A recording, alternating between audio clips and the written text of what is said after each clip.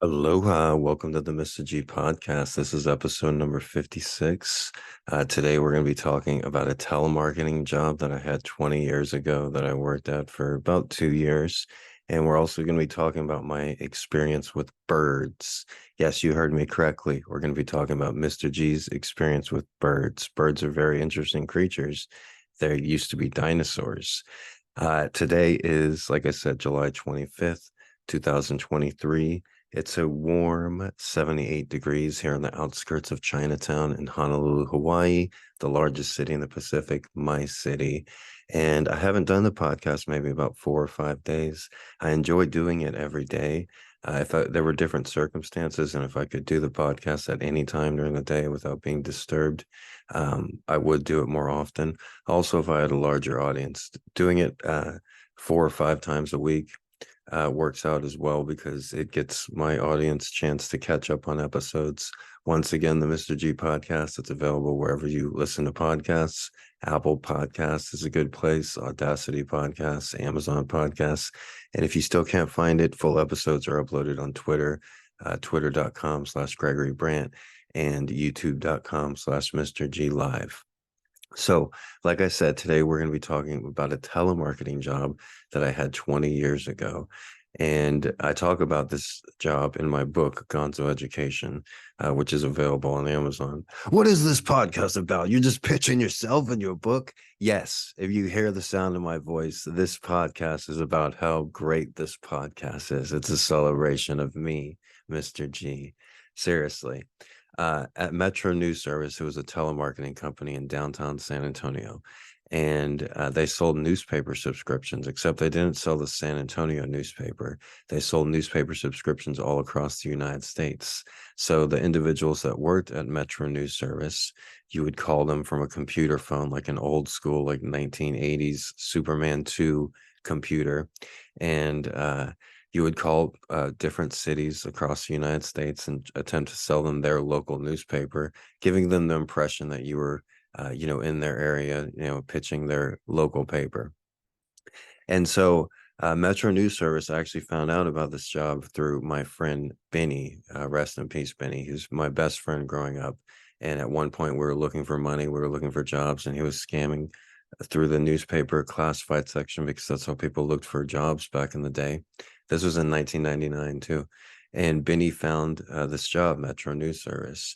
And then so we go for an interview the same time. And they interview Benny and they're like, oh, you're going to be a good salesman. They like Benny, my friend. And then the main guy, Robert Delgado, he's this big, huge Superman. I mean, football, not Superman, football loving guy. Why am I thinking about Superman? But anyway, so we do this interview, and the manager ends up who ends up kissing my ass for years to come. But at this time during the job interview, he doesn't like me and he likes my friend Benny. And so he's like, Benny, we're going to start you in full time. I think you're going to be a good salesperson.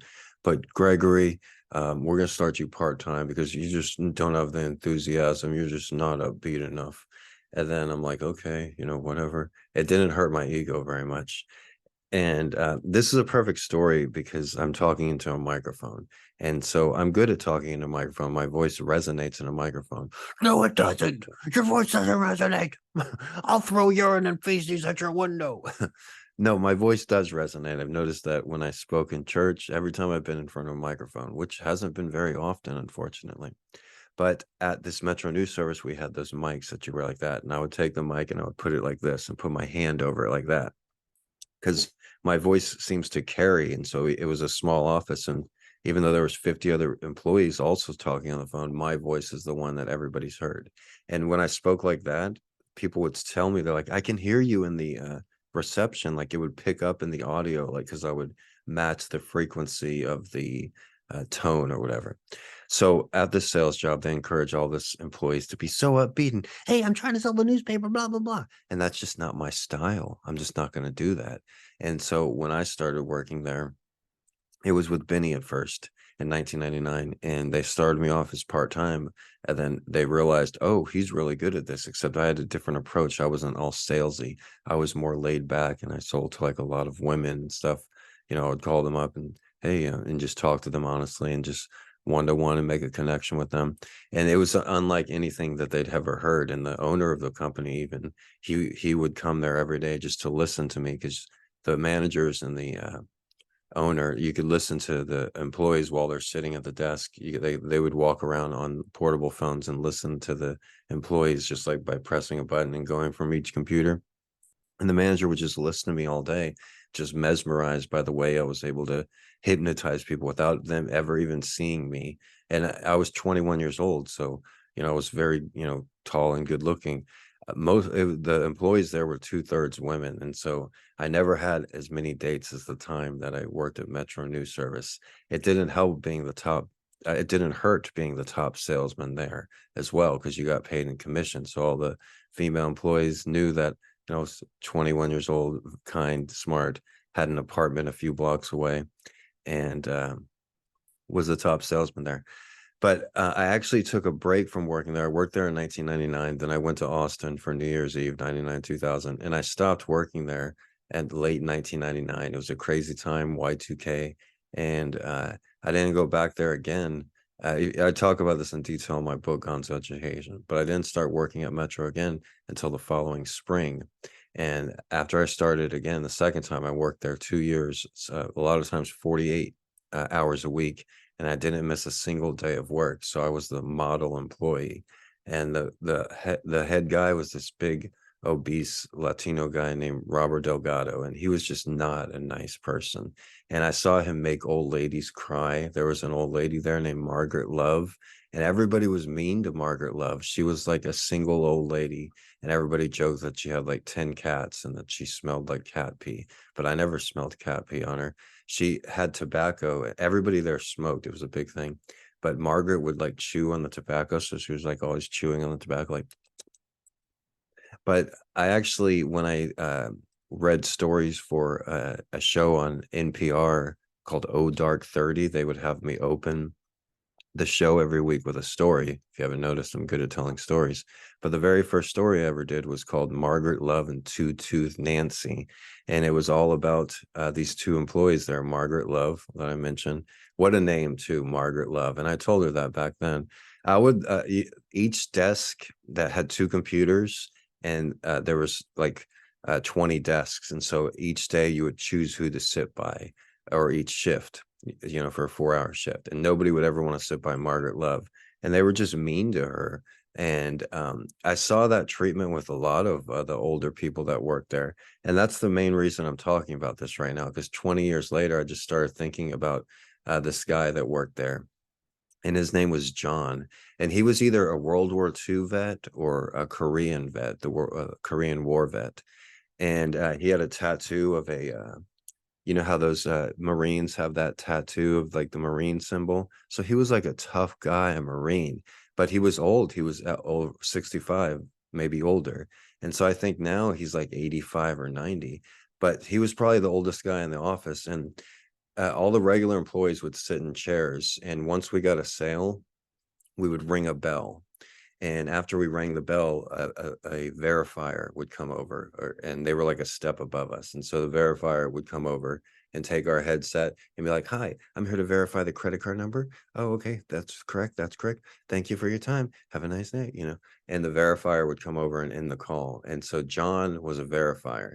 And like I said, Robert, the big obese football loving guy, he had like a henchman. His henchman was this snotty Latino guy named Gabe.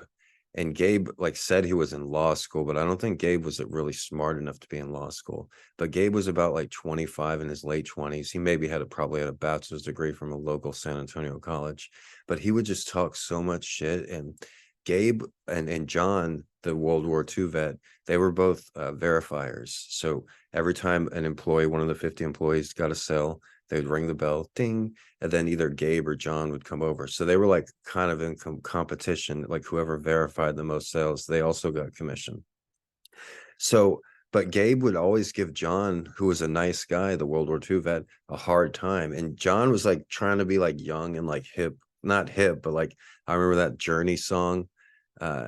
Don't stop believing. That song would come on the radio, and then John would like get into it and like air guitar. And every time I hear that song, I just like have the visual image of this 65-year-old guy air guitaring to "Don't Stop Believing."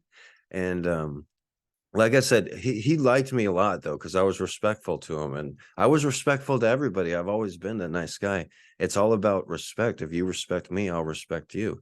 Like the kid that's like stalking me out here, he's never been respectful, so I got no reason to respect him. But it's all about respect. And John was always respectful to everybody. Gabe was a manager there, but he wasn't respectful. He would try to talk down to me or stuff, but he couldn't really because I was the top salesman and could get any woman in the office. And he knew that as well. And both Robert and Gabe treated women horribly and would like use their position of power. They could never get away with this now. This job would never exist now because those two managers were scummy, scummy, scummy.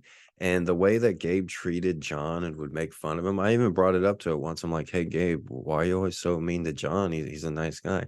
It's like, John, he's a loser. Well, he's like 80. And Gabe, you could tell like English was his second language. This was downtown San Antonio. And he's like, like, and I'm just thinking, like, damn, this guy's like saying he's going to law school. It's 20 years later. Where you at now, Gabe? uh, you don't always remember in life, people. You don't always remember what somebody says. You don't always remember what somebody does, but you always remember how somebody makes you feel. And 20 years later, you look back and you're like, why was he so mean to the 65-year-old war veteran, like making fun of him, like I think once he put a "kick me" sign on the guy's back, like, so show some freaking dignity. This guy's a Marine. He fought for our country. And that I do remember that. And it was like a big joke. And like John, the World War II veteran, was like, what? Something's on my back, something's on my back.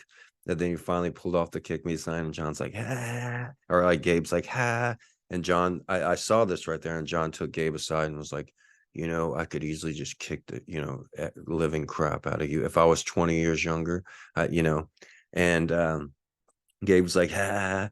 And there was another verifier named Erica Delgado, no relationship to the manager, but Erica Delgado, she wore a lot of makeup, I'll say that much, but she was a decent person. But she was mean to Margaret Love. So she wasn't that mean to John, the World War II vet, who was also a verifier. But so Erica would dress up in her nice clothes and a lot of makeup. I'll get to that in a second. But she kind of liked me too. She had a boyfriend there. Oh, she did like me a lot. Every woman there liked me. They would joke about like how all the women like me. One of the haters guy, this guy James Broom. Where you at now, James Broom? You still hating on Mr. G? James Broom like would call me Brad Pitt, like jokingly. But anyways, I'm not Brad Pitt, obviously. But I was 21 years old, and it was a good time in my life. But anyways, I saw Erica Delgado be mean to Margaret Love, and like I said, that would just like bend me the wrong way. And I never mentioned it to her, but like I said, she was kind of like my friend. She smoked like crazy too.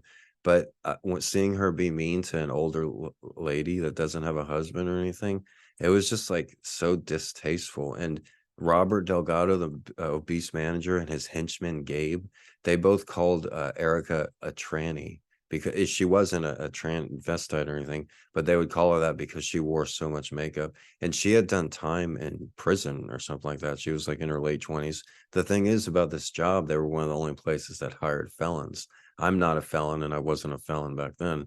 But at this job, you would have people that had done time. There were people with like ankle bracelets and stuff.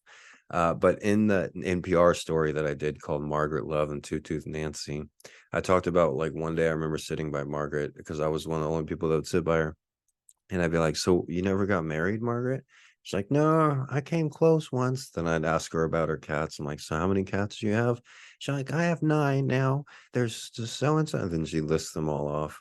And it was she was really pleasant to be around, unlike Two Tooth Nancy, who was like thought she was like on a TV show. Like she'd walk in and like, I'm Nancy, and Nancy was like an obese woman that was like always on head to head versus the manager Robert, and they would always get in each other's face. And like and Nancy acted like I said she was like on a sitcom, like she'd walk in and everybody clap, and like everybody's like a guest, and like she'd always have these like one-liners and stuff. And at the time, I drove my '72 Chevy pickup truck, which everybody thought was like the coolest vehicle, and I would drive her home sometimes. But there were like I said, there were a lot of criminals there. There was this guy Gus, and he had did like 20 years for bank robbery or something like that. And Gus was also one of the top salesmen. Like if you went back and you asked the managers who were the top salesmen at this telemarketing company, they'd say, "Oh, well, Gregory Brandt, definitely that's me, Gregory Brandt." And then they would say this guy Gus. And so sometimes they would have us sit by each other. And Gus was a huge San Antonio Spurs fan, just like me. So we would talk about the Spurs. And I remember him telling me about Tony Parker. He was the first person that told me about Tony Parker. Like he's like, "Have you seen Tony Parker?" Like right before the season started. And I'm like, "No, no, I haven't seen it." He's like, "He's this 19-year-old kid from France. He's unbelievable." So I'm like, "Oh yeah, he's pretty good." He's like, "Yeah, he's so fast, you know." And I mentioned James Broom. James Broom hated me, but he had no reason to hate me. And there was what was that guy? There was one guy that like took me out to drinks and poisoned my drink. I did a whole story about him, but James Broom wasn't an evil guy. He didn't. Lucky's right outside the window, but James Broom. He was about my age and skinny normal guy, and so you could tell it really got to him that I didn't have to try or work hard, and I had a lot of women that worked there interested in me because there were a lot of attractive women that worked there. And so that even though he had a girlfriend, steady girlfriend and everything, you could tell it just got to him. But I was like cool as fuck with him and like sold him weed. I actually sold weed while I worked there because I lived a few blocks away. I go into detail about this in my book. And every day we would have a lunch break, 30, 40 minutes for lunch.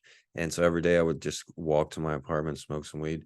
And soon people would start going back there with me and they would ask to buy weed. So I would just buy quarter pounds every week, put them in my refrigerator, make out ounces, dimes, quarters. And the word around got the office and just about all my customers. And it was really great social situation too, because people would come over and hang out and smoke weed in my apartment right there by the Metro News Service. And so James Brood would come over a lot, but Julian was friends with James Broom. They had a common hatred towards me, even though they didn't like hate me. Like a lot of times in life, I've noticed that like people will like hate me, like, God damn.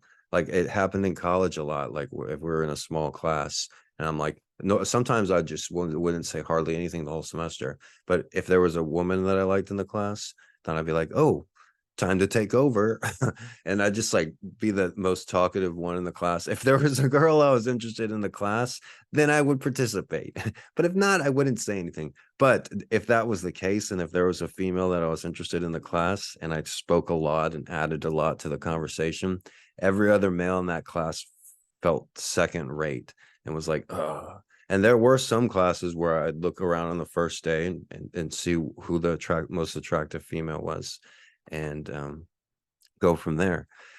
But this job was pretty similar. But Julian actually took me out to drinks one night and he brought me a drink. And the first drink I had, I just got sick and went in the bathroom and threw up and everything. And you could tell he was trying to do something. And he never liked me at all. But where are you at now, Julian? Julian was like a short little, you don't want to use two adjectives. He was a smaller, spicy Latino from the south side of San Antonio that liked punk rock music and that was real tough and had this facade going for him. He's just like, oh, and he hated the fact that I would go to lunch every day with a new attractive woman. And one day he got in trouble for yelling, "I should be the one who been," like it just like, and the manager would keep on trying to like take him aside, like, "No, Greg's a nice guy, uh, but like where are they at now? Like Julie and James Broom. Like I said, you don't always remember what somebody says, you don't always remember what somebody does, but you remember how people make you feel. And you remember how people treat others. And I remember how Erica and other women there treated old Margaret Love. And I remember how Robert Delgado, the obese manager, he made Margaret Love cry one day, like she wasn't like meeting her quota or something, and he was just yelling in her face, and he sent her home early.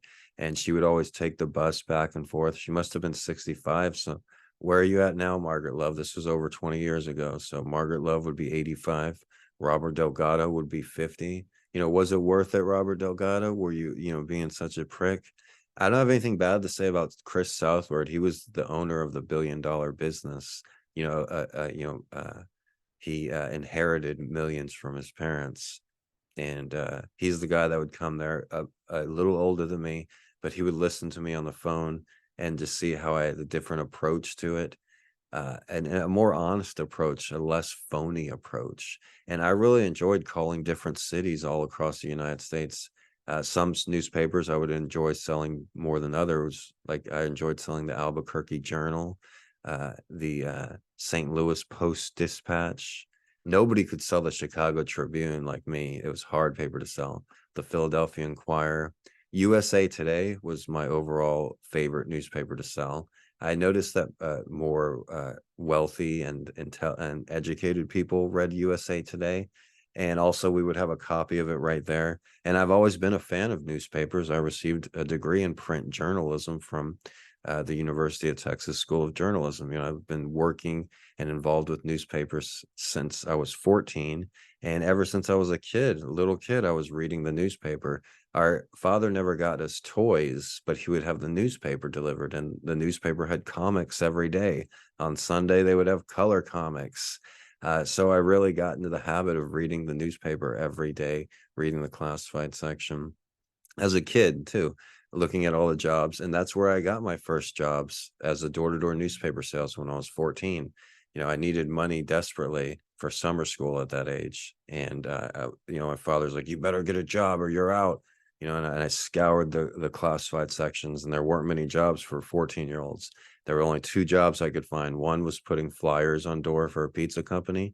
The other was door-to-door newspaper sales. I did both of them, and the door-to-door newspaper sales I was really good at. I ended up working for 4 years on and off, but almost straight for 4 years from the age of 14 to 18.